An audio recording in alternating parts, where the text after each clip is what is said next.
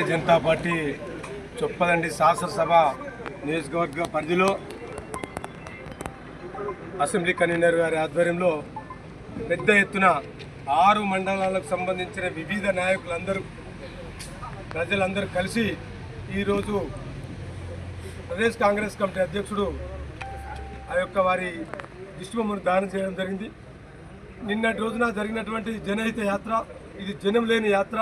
ఈ ప్రజలకు ఇచ్చిన హామీలు నెరవేర్చలేక ఇలా ఏ మోకం పెట్టుకుని ఇలా యాత్ర చేశారని చెప్పేసి సందర్భంగా అడుగుతా ఉన్నాం. ప్రజలకు ఇచ్చిన హామీలు నెరవేర్చలేదు. కనీసం ఆ గంగాధర మండలంలో ఉన్నటువంటి నారాయణపూర్ ముంపు బాధితులను కానీ ఇతరత్ర భూ నిరసతులకు కానీ డబ్బులు వేస్తామని చెప్పేసి చెప్పినటువంటి మంత్రులు నిన్న ఆ మాట ఊసెత్తకపోవడం, ఈ ప్రాంత అభివృద్ధి మీద కూడా ఏమాత్రం మాట్లాడకపోవడం ఇది శోచనీయం. ఇది వాస్తవంగా ఈ కాంగ్రెస్ ప్రభుత్వానికి ఈ చిత్తశుద్ధి లేదు ఈ ప్రజల పట్ల అని చెప్పేసి సందర్భంగా తెలియజేస్తా ఉన్నాం.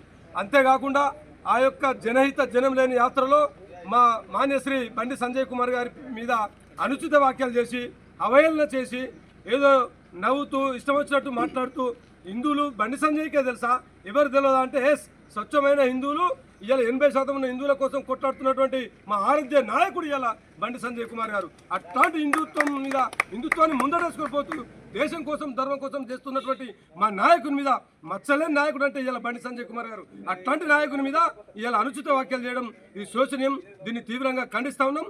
రానున్న రోజులలో బండి సంజయ్ కుమార్ గారి గోల్కు ఇలా గోటి కూడా సమానంగా ఉన్నటువంటి మహేష్ కుమార్ గౌడ్ గారు ఏది పడితే అది మాట్లాడితే ఖబర్దార్ అడుగడుగులు అడ్డుకుంటాం. కాంగ్రెస్ను ఖతం చేశాక భారతీయ జనతా పార్టీ మీ వెంబడిస్తూ ఉంది. బీజేపీ కార్యకర్తలు కానీ నాయకుల పట్ల అనుచిత వ్యాఖ్యలు చేస్తే ఇలా తేనెటీగలతో పెట్టుకున్నట్టే ఖబర్దార్ అని చెప్పేసి సందర్భంగా హెచ్చరిస్తూ సంజయ్ కుమార్ గారి పైన చేసినటువంటి మాటలను వాపస్ తీసుకోవాలి. ఒక ఎమ్మెల్సీగా ఒక కాంగ్రెస్ కమిటీ అధ్యక్షుడిగా వాపస్ తీసుకోవాలని చెప్పేసి భారతీయ జనతా పార్టీ డిమాండ్ చేస్తూ ఉంది. ఇలా క్షమాపణ బహిరంగ వచ్చి క్షమాపణ చెప్పాలి.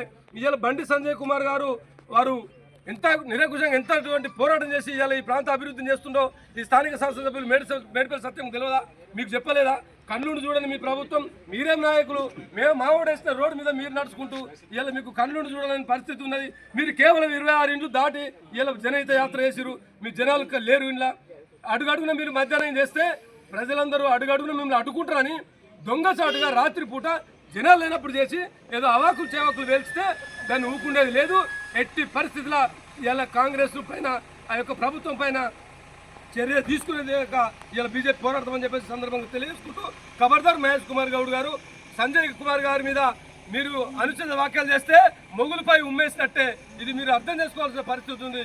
అభివృద్ధి దిశలో ఇలా దేశం కోసం హిందుత్వం కోసం పోరాడుతున్నటువంటి మచ్చలని వ్యక్తి మా బండి సంజయ్ కుమార్ గారు. ఇలా హిందువుల తరఫున దేశ్ముఖే సంజయ్ కుమార్ గారు వారి అడుగుల నాయకత్వంలో ముందుకోతామని చెప్పేసి సందర్భంగా తెలియజేసుకుంటూ భారత్ మాతాకి జై.